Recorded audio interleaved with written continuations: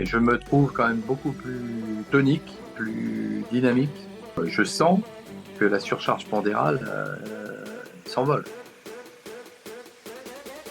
Je m'appelle Franck, bon, moi j'étais ancien commercial dans le monde de l'imprimerie, donc j'avais effectivement obligation de beaucoup de déplacements et de repas professionnels toute ma vie où j'ai parcouru la France justement par rapport à ce type de matériel. Donc là, j'ai mon âge sans inquiétude, hein, sans vouloir le cacher, j'ai 63 ans cette année. Et donc voilà qui je suis, donc une cible de clientèle supplémentaire pour Clément. Tu viens d'où, Franck, en France? Ah bah moi je suis de Lyon, hein, je suis resté très rhodanien de toute façon, j'ai pas beaucoup, à part professionnellement, j'ai pas beaucoup voyagé sur la France, sur le territoire. Je suis resté assez sédentaire sur la région de Lyon. Ok, top. Euh, Par rapport à l'évolution de ton poids, donc avant, tu avais donc un métier où tu bougeais un petit peu plus. Est-ce que tu peux nous expliquer finalement dans quelle situation tu te trouvais avant de me contacter, que ce soit au niveau de ton sport, qu'est-ce que tu faisais, ou de l'alimentation, où est-ce que tu en étais, tu vois, selon toi, un petit historique pour qu'on puisse savoir où tu en étais. Bah, au niveau sport, j'en faisais quand même pas mal pendant ma vie active, puisque j'ai fait pas mal de footing, de 10 km, de semi-marathon, etc. Donc ça, c'était un plus un entretien que j'avais au niveau foncier. J'ai d'ailleurs entraîné pas mal de groupes de copains à ça. Mais il y a une dizaine d'années, j'ai eu un petit accident de ménisque, bête, puisque effectivement, c'était pas une grosse chute, mais bon, ça m'a obligé à une opération et une immobilisation assez longue. Ce qui fait que bon, ça a généré une forme de ralentissement de ma dépense physique. Et bon, du coup, une surcharge pondérale obligatoire, quoi. Donc, j'ai essayé effectivement de me mettre un peu plus à la natation, éviter d'avoir des douleurs, ce genre de choses. Puisque bon, mon genou, j'ai pratiquement mis 1 an avant de reprendre l'intégralité de la souplesse au niveau ligamentaire. Donc, ça m'a bien stoppé mon évolution de mon programme sportif. Donc, il y a eu un gros coup d'arrêt par rapport à ça. Ok. Donc, voilà un petit peu les étapes que j'ai pu subir. Une autre étape, il y a 2, 3 ans, où je me suis fait une double hernie inguinale. Donc là, c'est pareil, c'est même pas lié à mon activité de coutellerie, c'est un hobby à côté. Mais voilà, c'est une forme de déchirure au niveau abdominal qui fait que j'ai été obligé de m'arrêter, de bouger. Je t'ai d'ailleurs interrogé sur le sujet pour savoir ce qui était convenable de faire. Donc voilà, toutes ces petites choses ont fait que bon, j'avais besoin de retrouver une forme d'activité, une forme de rythme sportif et de retrouver un peu cette consommation d'endorphine que j'avais suite à un running assez conséquent et besoin effectivement de me dépenser. Et là, nos 3 mois passés font que je retrouve ce besoin de consommer de l'endorphine et j'ai besoin effectivement de me dépenser. Donc je retrouve plaisir dans cet effort physique. Donc, c'est la bonne chose. Au départ, c'était dur, je l'avoue, mais bon, le parcours m'a été aidé un peu par Thomas, puisqu'il était à mes côtés pour m'aider. Ça faisait une saine émulation le matin, et bon, voilà, le premier mois, ça m'a aidé à décoller, puis maintenant, c'est un peu moi qui le pousse presque. Donc Thomas, qui était aussi un élève du programme, c'est aussi pour ça, du coup, Franck, que tu es rentré dans le programme, parce que tu es toi-même papa de Thomas, du coup, juste pour préciser. Voilà, oui. Donc, je ne m'étais pas situé par rapport à ça, effectivement. Ouais, Vous êtes encore à Sydney, ouais. et donc, bon, par WhatsApp interposé, il me faisait part un petit peu de ses programmes, etc. Bon, j'y croyais pas trop à distance. Je suis dit, tiens, Thomas qui s'en met, quoi, fond fitness, etc. Et effectivement, c'est une bonne hygiène de vie et je t'en remercie d'ailleurs. C'est à toi. C'était avec plaisir d'ailleurs.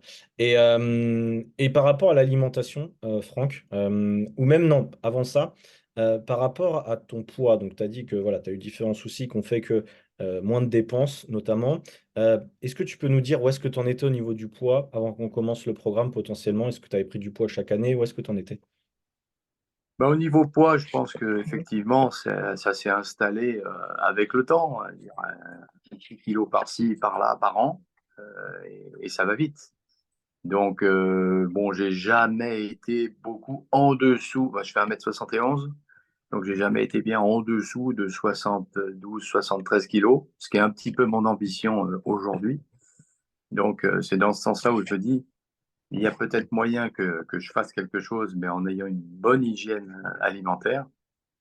Et là, grâce à les outils que tu m'as donnés, les quelques recettes, la petite boîte à outils que tu nous confies au départ, c'est pas mal. Et puis l'outil MyFitnessPal qui est quand même aussi intéressant dans le sens où ça permet de prendre conscience de ce que l'on ingurgite, des bonnes choses, des mauvaises choses.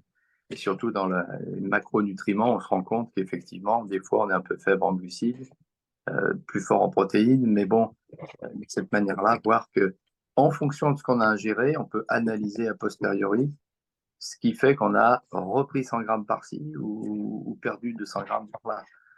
Bon, je n'avais pas une grosse ambition au niveau des pertes de poids par semaine, mais en gros, c'est ce qu'on s'était dit.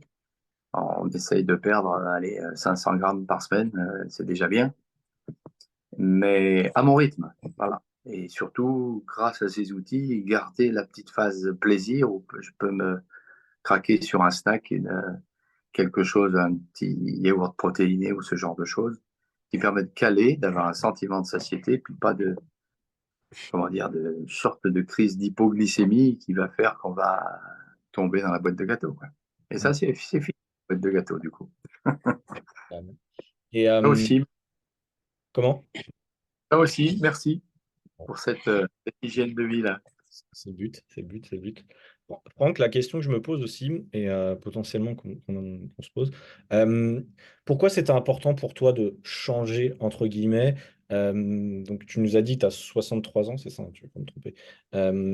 À 63 ans, il y a peu de monde, entre guillemets, qui voudrait se dire à 63 ans, je peux encore changer, je peux encore m'améliorer. Quelle a été ta motivation, quel a été le déclic pour toi, au-delà du sport et tout ça? Pourquoi tu voulais reperdre ce poids? Bah, ce qui m'a aussi, alors je vais te répondre par des moyens détournés, mais c'est vrai, ce qui m'a aussi plu dans ta démarche, c'est la notion de perte de gras. Parce qu'on se rend compte qu'avec l'âge, on a tendance à s'arrondir un petit peu, à se ramollir un petit peu aussi, au niveau des bras, au niveau des épaules, au niveau des hanches, au niveau de la petite bouée des hommes. Et ça, l'été, je supportais plus trop de me voir de profil, quoi. Donc ça, c'est aussi important. Et puis, comme j'ai un petit hobby professionnel que j'utilise, que je fais de la coutellerie au fond de mon atelier, donc j'ai besoin de lever quand même des masses, marteaux, etc. Et j'avais besoin de me muscler le buste parce que, bon, je suis droitier, donc il faut que je me développe de manière bilatérale aussi. Et je sentais des douleurs par rapport à la posture debout, etc. Donc, d'où l'intérêt de me renforcer et avoir une posture plus tonique par rapport à un métier qui est quand même, enfin, un métier. C'est plus un hobby hein, qu'un métier, mais j'y passe quand même pas mal de temps et ça génère des douleurs. Donc, le fait de se muscler, d'être un peu plus tonique au niveau corporel, me permet effectivement de ne plus ressentir ces douleurs-là. Top. Du coup, donc Franck, on a terminé les 3 premiers mois de l'accompagnement. Est-ce que tu nous as déjà un petit peu parlé de l'alimentation, etc., de ce que potentiellement tu avais aimé. Est-ce que tu peux nous dire, moi j'aimerais bien savoir bah, combien de fois tu t'entraînes par semaine, qu'est-ce que tu fais, est-ce que tu t'entraînes en salle, à la maison, tu vois, pour les gens qui nous écoutent, c'est de voir un petit peu ce qu'on a mis en place. Oui. Ben, au niveau hebdomadaire, j'essaye de me faire quatre séances par semaine. Ouais. Donc, je me fais mardi, une pause le mercredi, et je me fais 2 séances le jeudi et vendredi. Ça me permet éventuellement de récupérer le samedi si jamais, soit je fais une séance bonus, soit si le vendredi, j'ai pas eu le temps, etc. Donc voilà, me tenir à 4 séances hebdomadaires. Bronchage, ça me permet de le faire facilement dans le sens où moi, je suis aménagé le grenier en salle de gym et donc je peux y aller quand je veux. Même si je veux aller me faire une série d'haltères ou 25 pompes, voilà, je le fais histoire d'aller me défouler. Donc le fait de travailler tout seul, bon ben, tu m'as bien aidé d'ailleurs à passer en revue tous les outils que j'avais déjà. Alors bon, au départ, c'était plus vélo elliptique, haltère et élastique. Et puis bon, là récemment, j'ai trouvé une bonne occasion sur le Bon Coin. Un ancien footballeur d'ailleurs d'un club de la Duchère à côté de Lyon qui doit déménager dans l'Ain en maison. Il n'y avait plus de place. Donc c'était un peu le souci avec son épouse qui trouvait que ce matériel prenait beaucoup de place chez lui. Donc il m'a fait un prix défiant toute concurrence parce que bon, j'ai une machine qui est pratiquement deux machines en une que j'ai touché à 300 euros. Donc à ce prix-là, c'est vrai que c'était imbattable. Et puis bon, le gros avantage, c'est que j'ai à la fois l'Express, j'ai à la fois, je n'ai pas tous les termes en tête, mais butterfly, pegfly, Oh, etc. Donc t'as comme une ça me salle. permet plus de la musculature, quoi. Est-ce que ça t'a fait peur au démarrage? Parce qu'il y a beaucoup de gens, à n'importe quel âge d'ailleurs, qui se disent faire du renforcement, soulever des charges, des nouvelles machines, ça peut faire peur. Comment toi tu l'as vécu, tout ça? Enfin, j'aurais tendance à dire que ça m'a pas fait peur dans le sens où ça m'a même rassuré. Jusqu'à avoir un outil adapté, j'avais tendance à avoir plus des mauvaises postures en étant autodidacte à soulever des haltères ou en tirant sur des élastiques parce que la posture n'est pas forcément droite. On est un peu pas bien en assise sur ses pieds, etc. Alors qu'en étant bien calé sur une machine, on se cale bien le dos. Tu as envoyé des vidéos, tu m'as fait des commentaires pour savoir si c'était adapté au niveau de certaines charges ou pas. Quand je bloquais, qu'est-ce qu'il fallait faire? Est-ce qu'il fallait baisser et puis remonter dans des séries en allant un peu plus loin pour que justement je puisse pâter à un poids supérieur en ayant adopté des petites séries avec des poids légers. Donc voilà, non, non, là c'était plus le côté, euh, mon côté manuel, côté bricoleur. Avec un bon outil, on travaille mieux. Hmm. Et bah, avoir une machine de musculation, c'est plus rassurant, je trouve. Et on est stable, on peut rajouter des disques, etc., que j'ai pu rajouter sur des poulies. Maintenant, je peux vraiment faire à 500 grammes près. Donc, Ouais. n'hésite pas à me coacher sur des évolutions potentielles. Hmm. Ouais, complètement. Et Alors, alors, je trouve que le bon matériel est plus rassurant qu'autre chose. hmm. Après, voilà, tous ceux qui vont nous écouter n'auront pas forcément la possibilité soit d'aller en salle, soit d'investir comme toi tu l'as fait. Mais en tout cas, toi, tu as eu le cran, entre guillemets, de le faire, d'investir sur du matériel, parce que tu as eu de la place, parce que voilà. Mais en tout cas, je trouve que c'est une très bonne chose et j'encourage d'ailleurs tous ceux qui font du sport à la maison à investir un petit peu plus dans du matériel quand vous le pouvez, quand vous avez de la place. Mais je pense que c'est nécessaire. Puis ça fait regagner aussi en motivation. J'ai senti que tu étais aussi enthousiaste de tester ces nouveaux exos, je me trompe? Ah bah oui, parce que bon, tu te rappelles quand je te disais, alors je vais recevoir cette machine, bah non, puis la première sur laquelle j'avais des vues, bah non, elle a été vendue, donc j'étais obligé d'en choisir une autre. Et bah, après, il a fallu que j'aille la démonter, que je la remonte dans mon grenier, que je la réassemble. Donc, ça a été effectivement preuve de ma motivation pour avoir mon outil sur mesure chez moi. Non, non, mais c'est effectivement une nouvelle forme de motivation, un enthousiasme supplémentaire. Et puis, bon, l'adrénaline, c'est un petit peu ce qui, dans l'effort, nous nourrit, hein. Donc, c'est intéressant. Complètement. Donc du coup, donc, tu t'entraînes 5 fois par 4, 5 fois par semaine, on va dire. Au niveau de l'alimentation, tu as gardé le plaisir, je ne me trompe pas. On est d'accord que on va parler des résultats dans 30 secondes, mais au niveau de l'alimentation, on n'a pas changé spécialement, on a adapté un petit peu tes habitudes, c'est ça? Exactement. C'est-à-dire que en termes de nourriture, j'ai l'impression de manger plus, puisqu'effectivement, au niveau de mes assiettes, elles sont plus équilibrées, mais j'ai vraiment un sentiment de satiété et plus de fringales entre les repas. Et puis, j'ai plus peur d'aller faire une petite marche longue ou un effort sportif, puis d'être exposé à une forme d'hypoglycémie ou un mal de tête parce que tu as une petite faim, etc. Donc ça, c'est le gros avantage d'avoir un sentiment de satiété, l'estomac plein, qui fait qu'effectivement, on n'a pas envie de prendre un encas supplémentaire qui est souvent dévastateur au niveau gras, et que c'est ça qu'on chasse aujourd'hui. Du coup, effectivement, nous, on chasse le gras dans le programme. Est-ce que tu peux nous parler du coup des résultats que tu as eus au bout des 3 mois d'accompagnement? Alors, ça peut être des résultats chiffrés, ça peut être des résultats de bien-être. Voilà. Où est-ce que tu en es aujourd'hui après 3 mois? Bah, après 3 mois, bon, j'ai pas perdu beaucoup de kilos, j'en ai perdu peut-être 4-5, mais bon, j'étais parti aux alentours de 85, là je suis aux alentours de 80, j'arrive un petit peu en dessous, euh, mais je préfère perdre lentement, ça me permettra de les reprendre que lentement, c'est un petit peu aussi le risque dont je me préserve. Mais je me trouve quand même beaucoup plus tonique, plus dynamique. Au niveau bah, des genoux, je me rends compte qu'effectivement, j'avais quand même quelques douleurs, des restes de mon ménisque. Et bon, le fait de pratiquer des squats, etc., bon, aujourd'hui, ça m'a fait du renforcement musculaire aussi, qui fait que bon, je sens que la surcharge pondérale s'envole. Donc de cette manière-là, je suis plus enclin à l'effort appelle l'effort. C'est aussi l'avantage de ce genre de choses. Et de se muscler permet aussi de consommer un petit peu plus de calories. Et ça, j'ai déjà un peu constaté ça. Je ne sais pas comment calculer ma masse musculaire, mais je pense que je consomme peut-être un petit peu plus de calories. C'est pas en 3 mois que je vais changer ma morphologie, Non, mais déjà, mais est-ce que toi, tu as vu des changements, que ce soit dans des vêtements ou même dans le miroir potentiellement? de taille. Donc, effectivement, je confirme que je suis passé du 44 au 42. Donc, c'est effectivement du réel constaté. Et puis bon, les garçons, on a tendance un petit peu à prendre de l'embonpoint au niveau du double menton. Moi, j'ai une morphologie un peu de personne ronde.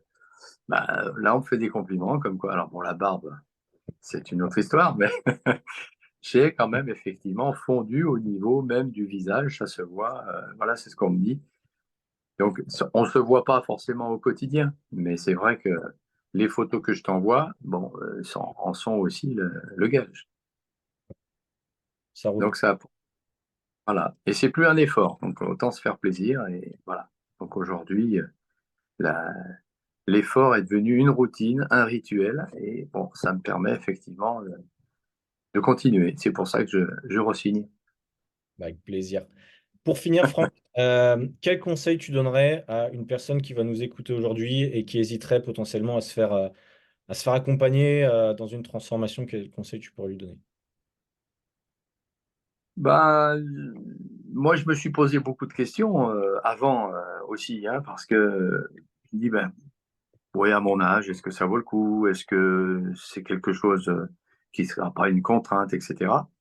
Mais qu'est-ce que j'ai fait? J'ai écouté pas mal des podcasts avant. Donc, ça m'a permis d'avoir différentes versions, différents interlocuteurs que tu as eu aussi en invité. Donc, ça m'a permis de voir qu'effectivement, il y a des personnes qui me ressemblaient, hein, qui se posaient un peu les mêmes questions que moi. Et que bah, tout commence par une prise de décision et que bon, à partir du moment où on a envie de le faire, bah, pourquoi hésiter? Alors je dirais, je ferai pas de mauvais humour ironique en disant à mon âge, il faut plus que j'attende trop, mais, mais c'est quand même important de s'occuper de soi, de penser à soi. C'est vrai qu'on a toujours tendance à regarder ce que font les autres, etc. Bon, le regard des autres, j'ai un peu passé l'âge de m'en préoccuper. Et donc là, je me dis, voilà, autant le faire. J'ai un peu de temps, je suis dans une phase de pré-retraite, donc j'ai une activité qui est en baisse, donc j'ai un peu plus de temps pour faire du sport. Je me plaignais de ne pas en avoir quand j'étais en activité. Maintenant, j'ai du temps, bah, je vais l'occuper à faire du sport. Et puis, si j'ai un conseil, c'est effectivement prendre confiance en soi, et cette confiance en soi se transmet. Donc de cette façon-là, on se rend compte qu'effectivement,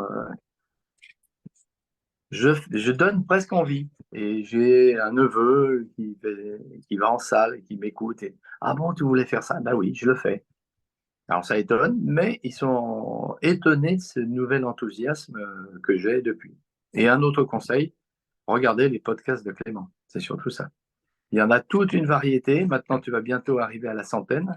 Et oui, Donc, il y a suffisamment de sujets variés dans tous les pays pour qu'effectivement, on puisse arriver à trouver une réponse à ces questionnements. Donc voilà, bah écoute, n'hésitez pas. yes. Bravo encore Franck pour ton passage à l'action déjà, d'avoir pris ta vie en main sur l'accompagnement et puis bravo pour les résultats que tu as eus et voilà, tout ton discours. Merci aussi pour cette interview très intéressante.